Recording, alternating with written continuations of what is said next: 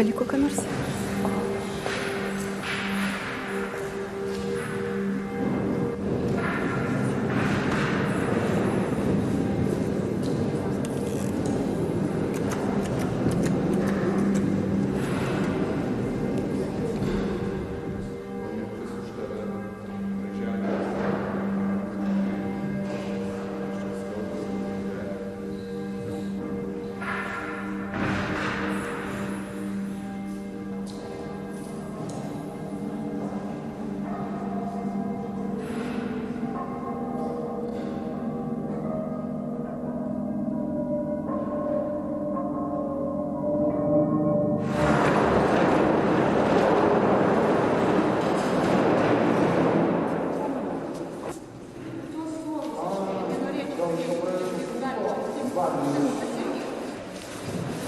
Yra nuomonė, kad Jėzaus apaštalai buvo tik vyrai, Jėzus pašaukė Petrą, kuris buvo irgi vyras, ir Jėzus buvo vyras, ir vienu žodžiu, kunigais gali būti tik vyrai, reiškia, ordinuoti, pašaukti kunigystė gali būti tik vyrai.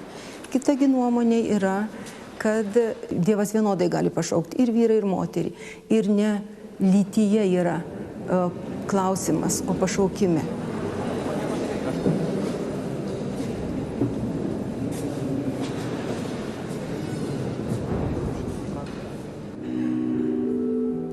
Tavo nuodėmę atleidimą. Vardan Dievo Tėvo ir Sūnaus.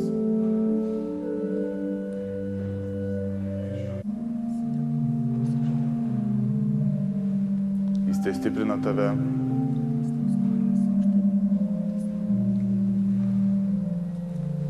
Jis te sergėja tave.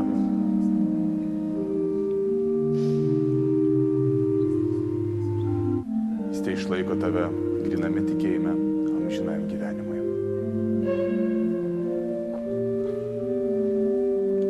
Imk ir gerk, tai yra kraujas mūsų viešpaties Jėzaus Kristaus.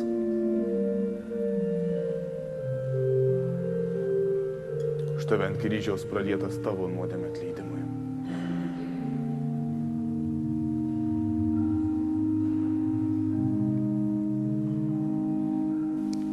Kad turėtum teisę administruoti sakramentus, turi būti ordinuotas asmuo.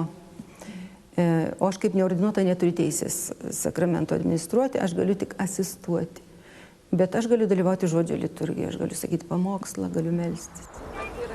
Viešpatie, mūsų kūrėjo ir mūsų rūpintojau, mes dėkojame šiandieną už Birutės gyvenimą, už jos nuveiktus darbus, už jos nuvaikščiotus kelius, už jos meilę, kurią taip dosniai dalyja mums visiems.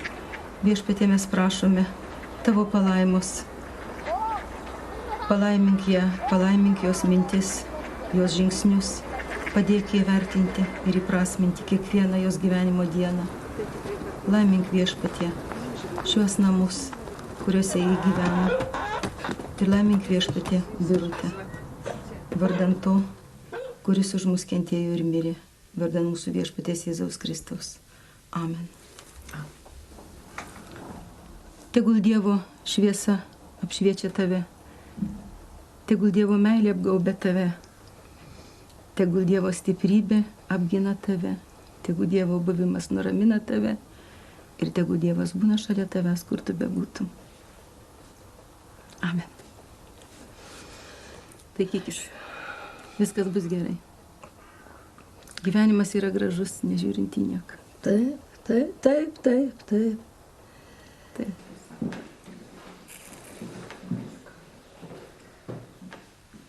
Viktorai, tu Viktoras, ne? Tu esi pasaulio šviesa.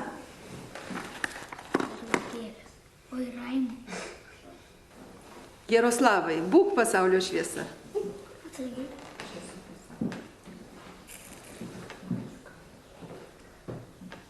Tu esi pasaulio šviesa. Gabrieliau, esi pasaulio šviesa. Marta, tu esi pasaulio šviesa. Būkite pasaulio šviesa. Būkim pasaulio šviesa, nes Dievas nori, kad jūs būtumėte šviesos vaikais.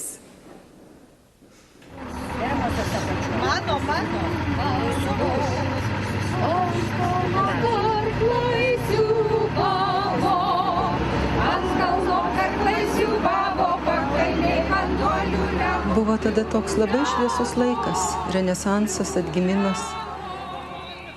Buvome visi kupiniausi naujų idėjų, vilčių, entuziazmo,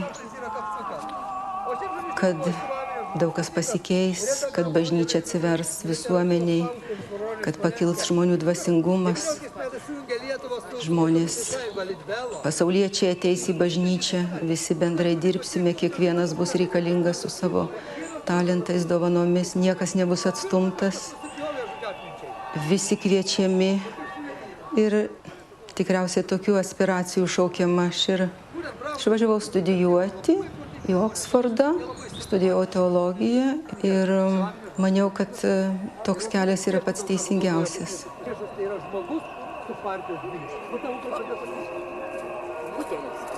Mūsų bendruomenė buvo tokia labai draugiška. Turėjom tą bendrą tokį tikslą, tas nepaprastai stiprus ryšys, tas baisinis noras, kad būtų laisva bažnyčia, laisva Lietuva ir mes išlaisvėtume.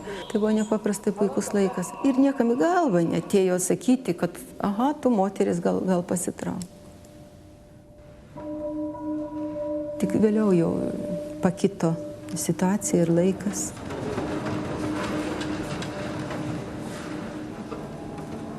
Kada kalbama apie moterų ordinaciją, ypatingai mūsų krašte, kalbama su tokia romantiška gaidelė, na, kaip gražiai kunigė atrodytų su liturginiu rūbu, moteris ir panašiai, taip pat tas lygių teisių momentas. Bet yra kita ta paprastoji praktika, kada žmogus ateina į parapiją, tokią parapiją, kur yra ta kasdienybė, jinai visiškai nėra tokia puikia.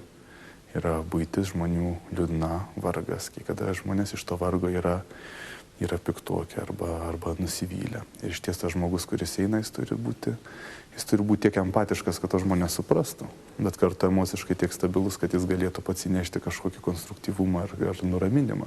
Yra viena problema, tai tų didžiųjų bažnyčių, liberalių bažnyčių tuštėjimas.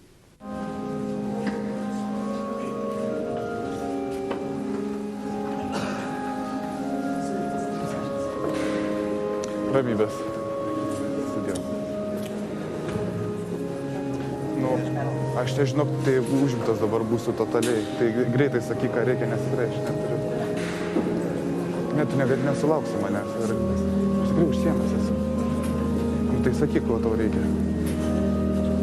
Ne, aš tikrai neturėsiu laiko. Arba dabar sakai, arba... Ramybės.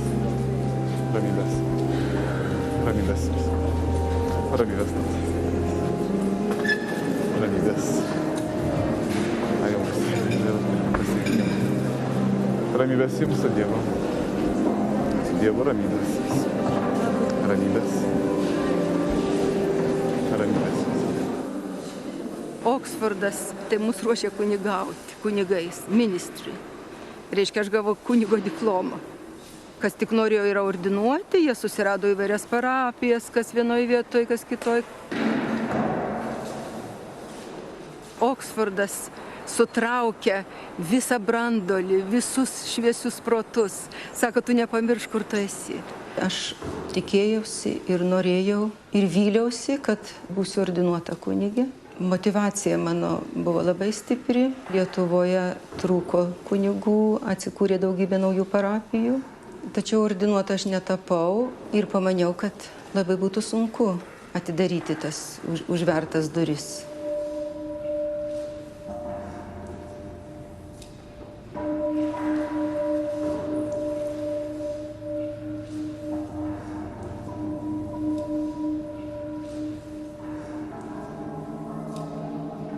Jeigu yra ir moterys, ir vyrai bažnyčioje, tai nuo to bažnyčia yra turtingesnė ir pilnesnė. Nes negali būti bažnyčia tokia patriarchališka, vien vyrai ir kad vyrų yra tik primatas. Rašėm peticiją, bet jokio atsakymo. Kad Kristina būtų. Kunigė. Tada buvo vyskupas. Vyskupas tas antrasis jaunasis. Kalvanas. Kalvanas jaunasis. Bet Tai visos dabar- moteris rašė ar visa bažnyčia rašė? Ne bažnyčia rašė. Bet, žinai, Svarbu ir kad gražiai atrodo moteris, tokia išvaizdi, tokia. Iš jos plaukia gerumas. Taip. Iš jos plaukia gerumas. tas jau traukia širdį, man tai Taip, visiems, visai parapijai. Anas iki buvo pamaldos, sako, kai atvažiavęs šitas svečias mūsų. Mums sako, kad Kristina būtų. Kad Kristina Taip, būtų. visi nori tos Kristinos, bet vat viskupai nenori. Nežinau kodėl. Nežinau kodėl. Įstatymas čia yra prieš moteris moteris. ir viskas, kad turbūt. Ne Konkurencija. Jinai ir Nuraminti. parapiją įkūrė, Taip, tarp kitko. ir parapija jinai kūrė jo. Žinoma, buvo pirmoji, kuris Tai čia organizavo tai visą paratą. Ir dar ir Mindaugo nebuvo. O Mindaugas visai neseniai atsirado po visko. O Kristina nuo pat pradžių. Nuo pat pradžių. Kristina nuo pat pradžių. Tai subūrė ir žmonės, ir kai atremontavo. Taip, ir į Maskvą vežė parašus visų parapiečių. Tai čia. Viską jinai darė. Tai daug prisidėjo. Ir bažnyčios atstatymė dalyvavom, va visi seni. Šiukšlės vežėm. Susirinkdavom tenai, tą tvarkėm, darėm, atstatėm, dabar ką turim, tai turim.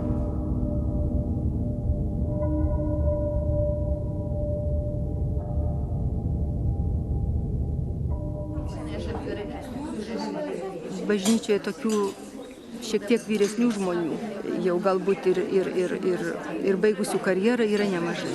Ir mes pagalvojom, kad to žmonės reikia burti. Ir labai greitai susibūrė. Didelis, tai pasivadinom seniorų klubas. Kad būtų įvairiau, mes tokią tradiciją sugalvojome, kad per Velykas kiekvieną kartą mes statome arba vaidiname Velykinę misteriją, išganimo istoriją, Velykinę istoriją. Kai kurie senjorai nei vieno karto nėra vaidinę netgi mokyklos teatrelyje. Ir jie čia su didžiausia atsakomybė ima ir vaidina Kristų, Pilotą, ir Kajafą, ir mokinius. Ir šiemet visos moterys buvome, kur vaidinome. Ir aš manau, kad tikrai neblogiau. Tai iš tikrųjų nėra tik vyrų prioritetas ir vyrų nuosavybė, Dievo žodis ir skelbimas. Reiškia, jeigu joms neleista arba neduota, arba jos yra nepakviestos pas žemiško autoriteto, tai jos tada kalbasi tiesiai su Dievu, jas Dievas pašaukia. Tai dar ir viduramžių mistikės taip sakydavo, kad Dievas man liepė tą padaryti. Ir mes visai gerai jaučiamės. Mes tiesiog tai padarėm, kas mums atrodė, kad reikia.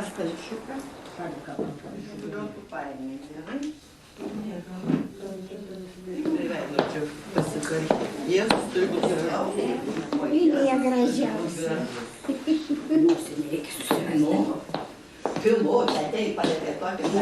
Nu ką, mergaitės, einam į bažnyčią. Į bažnyčią visus, į savo vietas.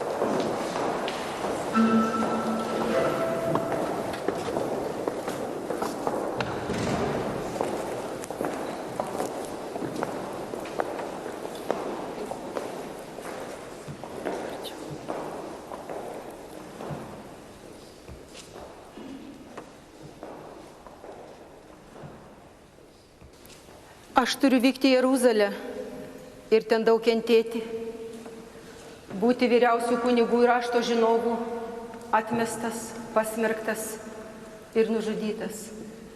O trečią dieną aš būsiu prikeltas. Viešpatie, nepalik mus. Jūs žinote, kur aš turiu eiti. Geriau tegu miršta vienas žmogus, negu kentės visa tauta. Aš neturiu pagrindo jam kaltinti. Nukryžiuok jį. Gerai, tebūnė taip. Veskite jį Golgotą, uždėkite jam medinį kryžių, nuplėškite jo drabužius, prikalkite jį prie kryžiaus, užrašykite žydų karalius. Tada leiskite jam numirti jūsų Kristui. Ateikite pas mane visi, kurie esate prislėgti, aš jūs atgaivinsiu. Ir ateinančio pas mane aš neatstumsiu. Tu girdi, kuo esi kaltinamas, Jėzau? Tu stovi ant mirties slenksčio. Ir tavo gyvybė yra mano rankose. Ar ir dabar nieko nepasakysi? Jei kas nori mane sekti, tai išsižada savęs, teima savo kryžių ir teseka mane. Kodėl tai kalbu, kodėl tai darau, kodėl dalyvauju toje veikloje, kodėl darau tas moterų maldos dienas, kodėl kažką mėginu kalbėti ir iš feministinės teologijos. Aš tai darau tikrai ne dėl savęs. Aš galvoju, kad tas moterų kelias į bažnyčią ir į teologiją dar savotiškai yra iš tikrųjų nėra stiprių batų ir gerai sumintas kelias. Tai yra tik pirmieji labai nedrąsūs žingsneliai. Ir jeigu jau tos, kurios ateis po manęs, tarkim mano dukros, dukraitės, turiu dukrą dar, tikiuosi gal ir dukraitę turėsiu. Ir jeigu jos norės būti bažnyčioje, ar tarnauti, ar būti ordinuotomis kunigėmis, aš tikiu, kad ir pas mus bus moterų ordinacija, jau galės sakyti, kažkas buvo, kokia tai moteris, viena ar kelios prieš mus, kurios jau apie tai kalbėjo, kurios mėgino.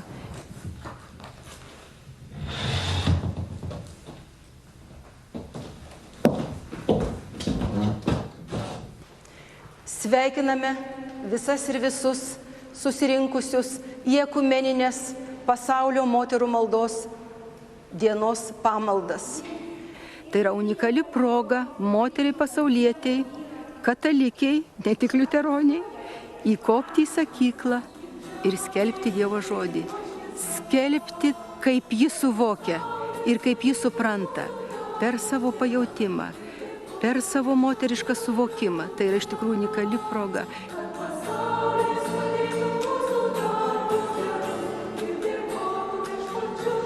Evangelija sako, kad tikrasis pavojus nėra tai, kad atiduodame energiją vykdydamos pašaukimą, bet pavojinga yra abejoti pašaukimu, neigti ir nevykdyti, arba nuleisti rankas ir pasiduoti, išsigąsti susidūrus su kliūtimis, sunkumais ir barjerais.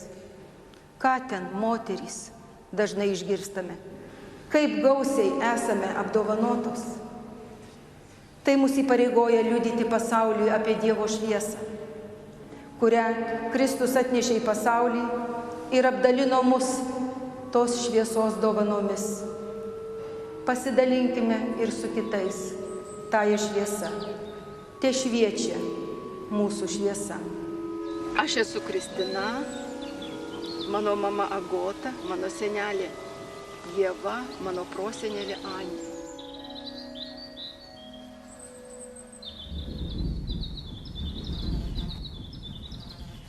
Aš esu Emilė, Inesos dukra, Onos dukra. Aš esu Agnė, Reginos dukra, Halinos Emilijos dukra ir Emos dukra. Ir jums, jaunoms, aš manau, kad labai dažnai būna baisu gyventi, bet nereikia bijoti. Aš gyvenu, mano gyvenimas yra brangus, aš dėkoju už savo gyvenimą, aš jį vertinu ir aš nieko nebijau, nes Dievas yra su manimi ir Dievas mane globoja. Nereikia nieko bijoti, drąsiai, pakeltą galvą.